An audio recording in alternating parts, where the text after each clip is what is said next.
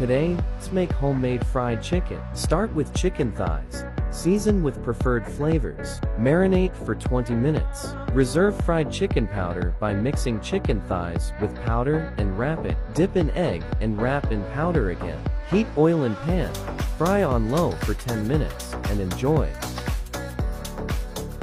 So here's another chicken recipe mga mare ko at talaga namang napakasarap nito. Nakakamiss rin talaga kumain ng mga ganitong ulam mga mare dahil nga matagal na nga rin akong hindi nakapagluto ng ganitong ulam. Kaya naman for today, ito nga ang bida sa ating luto serye. Napakadali lang din naman nitong lutuin mga mare at ang una kong ginawa dito ay prinito ko muna itong carrots at patatas. At bakit nga ba kailangan prituhin muna ang carrots at patatas? Ito ay para maiwasan ang mabilis na pagkapanis ng ating putahing lulutuin. Anyway mga mare, after ko nga ito maprito, isusunod ko namang i-sear dito ang karne ng manok. And every time na nagsisear ako ng karne ng manok o di kaya naman karne, nilalagyan ko na agad ito ng asin mga mare para mas malasa ito. At pagkaraan nga ng ilang minutes mga mare ay okay na nga rin itong manok, kaya naman hahanguin ko na nga rin ito. So pagkatapos niyan, ang susunod naman natin gagawin ay maggisa naman na tayo ng mga aromatics. Naglagay lang ako dito ng bawang, sibuyas at luya. At yan lang po ang mga aromatics na aking gagamitin. And then isusunod ko ng isutay dito ang karne ng manok.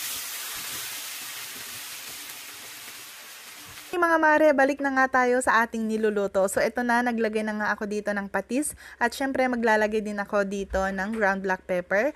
At ang gagamitin nga natin na curry powder, walang iba kundi ang curry powder ng Spice Attack. Grabe nga rin talaga itong atake ng amoy nito mga mare, talagang napakabango. At nag-add na rin pala ako dito ng tubig at isisimmer natin itong chicken natin for at least 10 minutes. And after 10 minutes mga mare, pwede na natin ulit itong timplahan. Maglalagay na ako dito na mas malasa ito. And then, ilalagay ko na dito yung nabili ko kanina na fresh na coconut milk. After nyan mga mare, ilalagay ko na nga rin dito yung naprito ko na carrots at patatas. At syempre, para mas lalong bumango ito, ay maglalagay din ako dito ng red bell pepper. And then, pakukuluan na natin ito mga mare hanggang sa lumambot na nga ang karne at hanggang sa magmantika na nga ang coconut milk na nilagay natin. At ito na nga siya mga mare, after 20 minutes ay ito na, luto na nga ang ating chicken curry. Grabe, sobrang bango at sobrang sarap talaga nito. Anyway mga mare, kung umabot man kayo sa puntong ito, paki-comment naman kung hanggang saan nakarating ang recipe ko na to. Kung nagustuhan nyo naman ang video na ito mga mare, please don't forget to like and share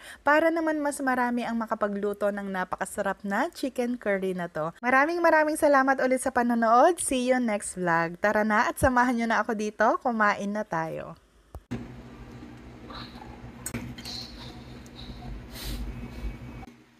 Wow!